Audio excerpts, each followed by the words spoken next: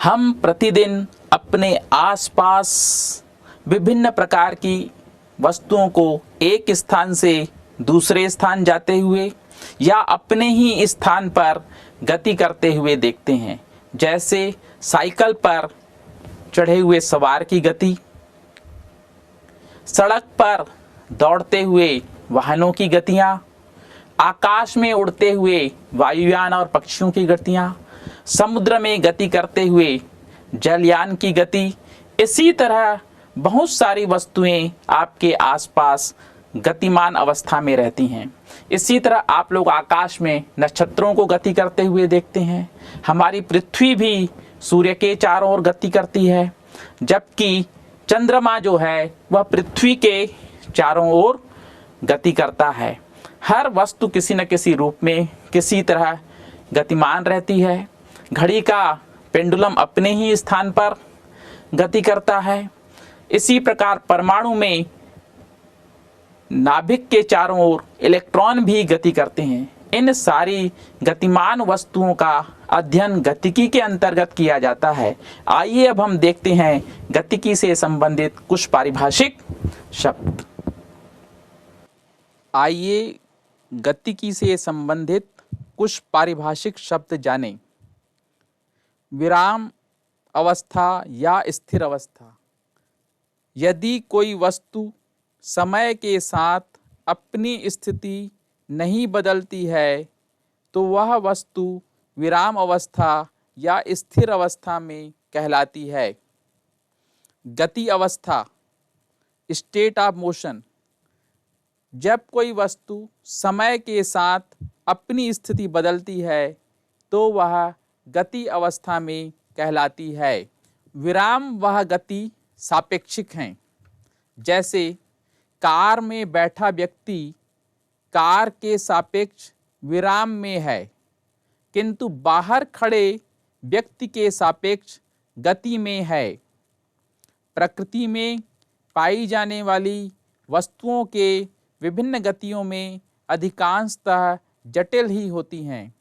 सभी जटिल गतियाँ दो या दो से अधिक सरल गतियों के संयोजन से प्राप्त की जा सकती हैं। आइए गति से संबंधित कुछ और पारिभाषिक शब्द देखें। स्थिति या पोजीशन, किसी भी वस्तु के स्थिति के निर्धारण के लिए एक संदर्भ बिंदु तथा अक्षों के एक समुच्चय की आवश्यकता होती है। इसके लिए एक समकोणिक निर्देशांक निकाय का चुनाव सुविधाजनक होता है। इन निकायों में 3 परस्पर लंबवत अक्ष होते हैं, जिन्हें एक्स अक्ष, वाई अक्ष तथा जेड अक्ष कहते हैं। इन अक्षों के प्रतिच्छेदन बिंदु ओ को मूल बिंदु कहा जाता है, जैसा कि इस चित्र में दिखाया गया है। यह ओ मूल बिंदु है, इसे हम संदर्भ बिंदु भी कहते हैं। किसी वस्तु के निर्देशांक एक्स वाई जेड इस निर्देशांक निकाय के सापेक्ष उस वस्तु की स्थिति निरूपित करते हैं। समय नापने के लिए इस निकाय में एक घड़ी रख देते हैं। घड़ी सहित इस निर्देशांक निकाय को निर्देश तंत्र कहते हैं। जब किसी वस्तु के एक या अधिक निर्देशांक समय के साथ बदलते हैं तो वस्तु को गतिमान कहते हैं, अन्यथा वस्तु को उस निर्देश तंत्र के सापेक्ष विराम अवस्था में कहा जाता है। वस्तु की स्थिति व्यक्त करने के लिए विभिन्न आधार पर गति को मुख्य रूप से 3 भागों में बांटा गया है। एकविमीय गति, द्विविमीय गति, त्रिविमीय गति। जब किसी वस्तु की स्थिति को व्यक्त करने हेतु केवल एक निर्देशांक की जरूरत होती है तथा वस्तु सरल रेखा में गति करती है, जैसे सीधे सड़क पर कार की गति। द्विविमीय गति, जब किसी वस्तु की स्थिति को व्यक्त करने हेतु 2 निर्देशांकों की जरूरत हो तथा वस्तु समतल में गति करे, जैसे दीवार पर रेंगते कीड़े की गति। उसको बताने के लिए एक नीचे की रेखा से और एक खड़ी रेखा से उसकी स्थिति बतानी पड़ती है। उसी तरह कैरम बोर्ड में कैरम के गोटी की गति बताने के लिए भी एक क्षैतिज अक्ष से दूरी और एक ऊर्ध्वाधर अक्ष से दूरी बताने की जरूरत होती है। त्रिविमीय गति, जब किसी वस्तु की स्थिति को व्यक्त करने हेतु 3 निर्देशांकों की जरूरत हो तथा वस्तु आकाश में गति करे, उसकी गति त्रिविमीय होती है। जैसे आकाश में उड़ते पतंग की गति, आकाश में उड़ते पक्षी की गति, आकाश में उड़ते वायुयान की गति। इसको हमारे को तीनों अक्षों एक्स, वाई, जेड से उसकी स्थिति बतानी होती है। दूरी और विस्थापन, एक सरल रेखा में किसी वस्तु की गति के विवरण हेतु हम एक अक्ष, मान लीजिए एक्स अक्ष को इस प्रकार चुनते हैं कि वह वस्तु के पथ के संपाती हो। इस प्रकार हम किसी वस्तु की स्थिति अपनी सुविधानुसार चुने गए किसी मूल बिंदु O, संलग्न चित्र में दर्शाए बिंदु O के सापेक्ष निरूपित करते हैं। O के दाईं ओर के निर्देशांक को हम धनात्मक तथा बाईं ओर के निर्देशांक को ऋणात्मक लेते हैं। इस पद्धति के अनुसार संलग्न चित्र में P और Q के स्थिति निर्देशांक क्रमशः 360 मीटर और 240 मीटर हैं। इसी प्रकार बिंदु R का निर्देशांक बाईं ओर ऋण 120 मीटर है। पथ लंबाई, दूरी, कल्पना कीजिए कोई कार एक सरल रेखा जो चित्र में दर्शाई गई है उसके अनुदिश गति कर रही है। हम एक्स अक्ष इस प्रकार चुनते हैं कि यह गतिमान कार के पथ के संपाती हो। अक्ष का मूल बिंदु O वह है जहां से कार चलना शुरू करती है, अर्थात समय t बराबर 0 पर कार x बराबर 0 पर थी। चित्रानुसार मान लीजिए भिन्न भिन्न समयों में कार की स्थिति क्रमशः बिंदु P, Q तथा R से व्यक्त है। यहाँ हम कार के गति की 2 स्थितियों पर विचार करते हैं। पहली स्थिति में कार O से P तक जाती है, अतः कार द्वारा तय किए गए पथ की लंबाई बराबर OP बराबर प्लस 360 मीटर। इसे तय किए गए मार्ग पथ की लंबाई, पथ लंबाई या दूरी कहलाती है। दूसरी स्थिति में कार पहले से O से P तक जाती है, फिर P से Q तक वापस आ जाती है। इस गति की गई वस्तु के पथ की लंबाई इस अवधि में बराबर OP प्लस PQ बराबर 360 मीटर प्लस 120 मीटर बराबर 480 मीटर। इस तरह दूरी या पथ लंबाई में केवल परिमाण होता है, दिशा नहीं।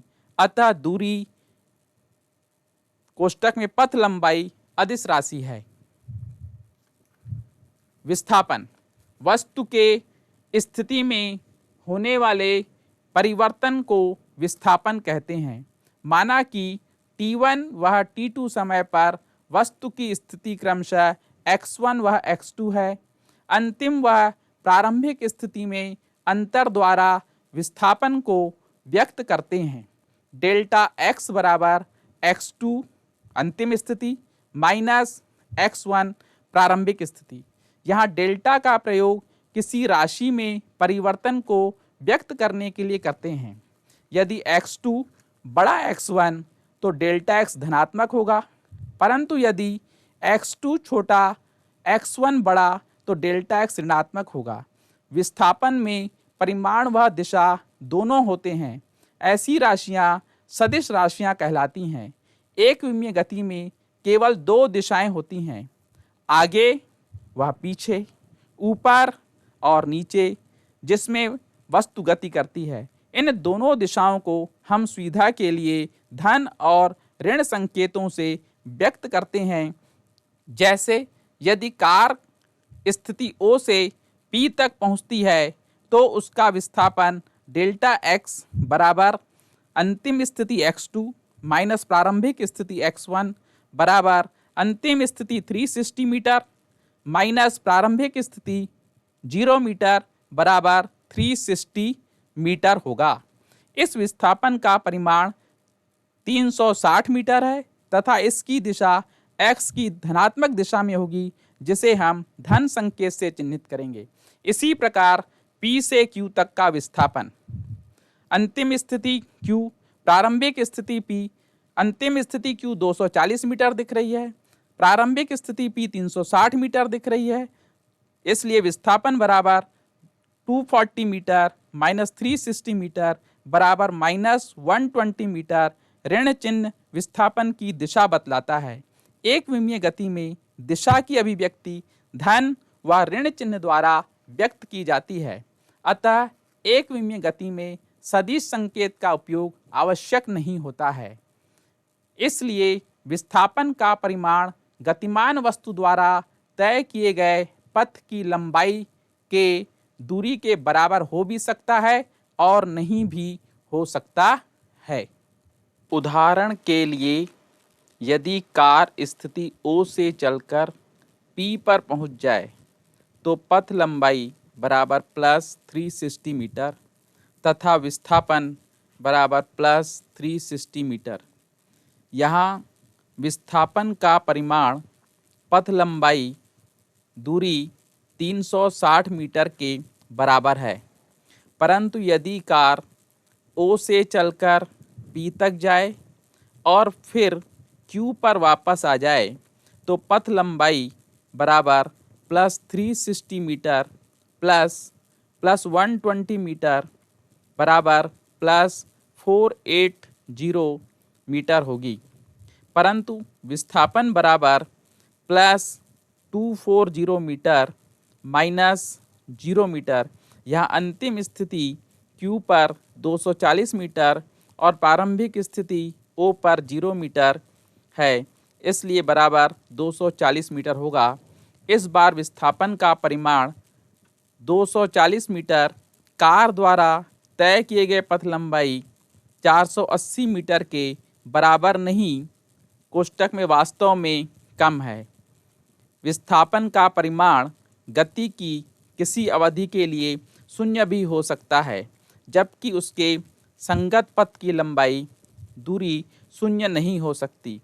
उदाहरण के लिए संलग्न चित्र में यदि कार O से चलकर P तक जाए और पुनः P से O पर वापस आ जाए तो कार की अंतिम व प्रारंभिक स्थिति संपाती होगी और विस्थापन शून्य हो जाता है, परंतु कार की इस पूरी यात्रा के लिए पथ लंबाई बराबर OP प्लस PO बराबर प्लस 360 मीटर प्लस 360 मीटर बराबर 720 मीटर होगी।